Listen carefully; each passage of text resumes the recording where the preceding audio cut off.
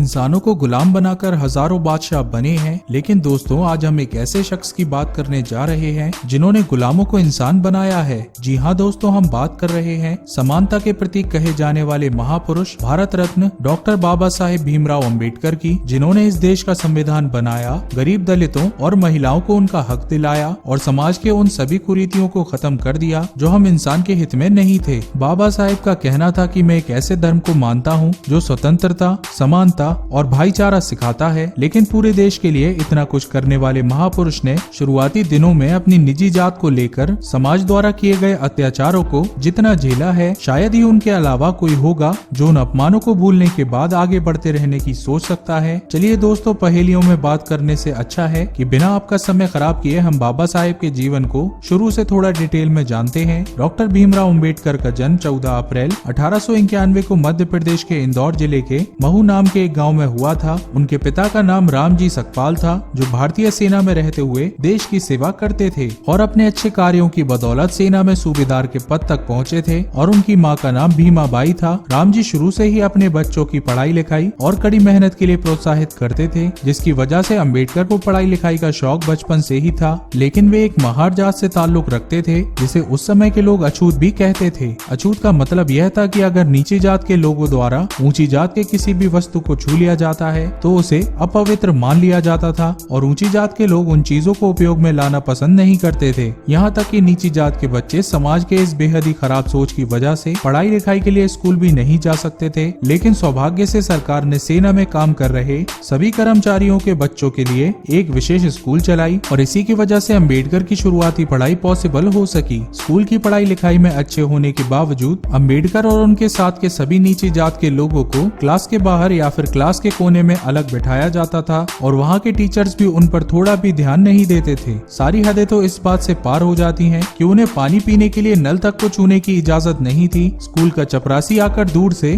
उनके हाथों पर पानी डालता था और तब जाकर उन्हें पीने के लिए पानी मिलता था और चपरासी के ना होने पर उन्हें बिना पानी के ही प्यासे रहना पड़ता था। दोस्तों, अब आप खुद ही सोच सकते हैं कि ऐसे समाज में कौन सा बच्चा स्कूल जाना पसंद करेगा और अगर चला भी गया तो कितने दिनों तक वो वहाँ रुक पाएगा। 1894 में रामजी सकपाल के रिटायर्ड होने के बाद उनका पूरा परिवार महाराष्ट्र के सतारा नाम की एक जगह पर चला गया, लेकिन सतारा आने के केवल 2 साल के बाद अंबेडकर की मां की मृत्यु हो गई। इसके बाद उनकी बुआ मीराबाई ने उनकी कठिन परिस्थितियों में उनकी देखभाल की। रामजी सकपाल और भीमाबाई के 14 बच्चे में केवल 3 बेटे बलराम, आनंदराव और भीमराव और 3 बेटियां मंजुला, गंगा और तुलसा इन कठिन हालातों में जीवित बच पाए और अपने भाइयों और बहनों में केवल भीमराव अंबेडकर ही समाज को अनदेखा करते हुए पढ़ाई में सफल हुए और फिर आगे की पढ़ाई जारी रख सके। 1897 में अंबेडकर ने बम्बई के एल्फिंस्टन हाई स्कूल में एडमिशन लिया और उस स्कूल में छोटी जात के सबसे पहले छात्र बन गए। 1907 में अंबेडकर ने अपने हाई स्कूल की परीक्षा पास की, जिस सफलता से उनकी जात के लोगों में खुशी की लहर दौड़ गई, क्योंकि उस समय हाई स्कूल पास होना बहुत ही बड़ी बात थी और वो भी एक अछूत का पास होना आश्चर्यजनक था। इस सफलता के लिए अर्जुन किर्लोस्कर ने अंबेडकर को अपनी लिखी हुई किताब गौतम बुद्ध की जीवनी पुरस्कार के तौर पर दी। दोस्तों, बता दूं कि श्री किर्लोस्कर एक मराठा जात के विद्वान थे। उसके बाद से अंबेडकर ने पढ़ाई लिखाई के क्षेत्र में सभी रिकॉर्ड्स को तोड़ते हुए 1912 में इकोनॉमिक्स और पॉलिटिकल साइंस में अपनी डिग्री प्राप्त करी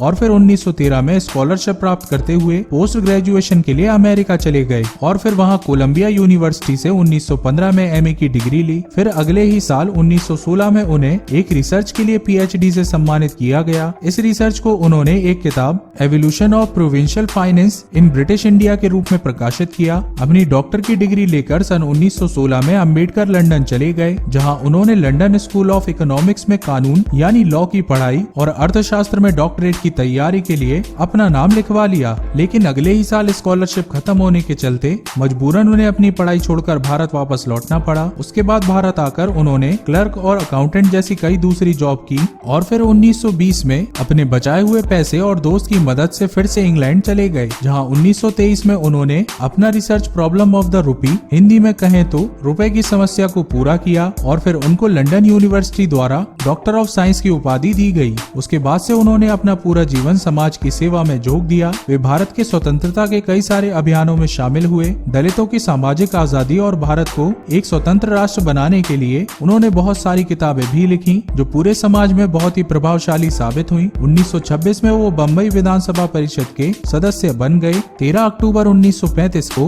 अंबेडकर को सरकारी लॉ कॉलेज का प्रिंसिपल बनाया गया और इस पोस्ट पर उन्होंने 2 सालों तक काम किया। 1936 में अंबेडकर ने स्वतंत्र लेबर पार्टी की स्थापना की, जो 1937 में केंद्रीय विधानसभा चुनाव में लड़ी और 15 सीटें जीती। 1941 और 1945 के बीच में उन्होंने बहुत सारी विवादित किताबें प्रकाशित की, जिनमें थॉट ऑफ पाकिस्तान भी शामिल है। इस किताब में मुसलमानों के लिए एक अलग देश पाकिस्तान बनाने की मांग का उन्होंने जमकर विरोध किया था। अंबेडकर को भारत देखने का नजरिया बिल्कुल ही अलग था। वे पूरे देश को बिना अलग हुए देखना चाहते थे, इसलिए उन्होंने भारत के टुकड़े करने वाले नेताओं की नीतियों की जमकर आलोचना की। 15 अगस्त 1947 में भारत को स्वतंत्रता के बाद अंबेडकर पहले कानून मंत्री बने और बिगड़ती सेहत के बावजूद उन्होंने एक ठोस कानून भारत को दिया और फिर उनका लिखा हुआ संविधान 26 जनवरी 1950 को लागू हुआ। और इसके अलावा भीमराव अंबेडकर के विचारों से भारतीय रिजर्व बैंक की स्थापना हुई। आखिरकार राजनीतिक मुद्दों से जूझते हुए अंबेडकर का स्वास्थ्य दिन पर दिन खराब होता चला गया और फिर 6 दिसंबर 1956 को उन्होंने इस दुनिया को अलविदा कह दिया। लेकिन दोस्तों, इसके पहले उन्होंने समाज की सोच को काफी हद तक बदल दिया,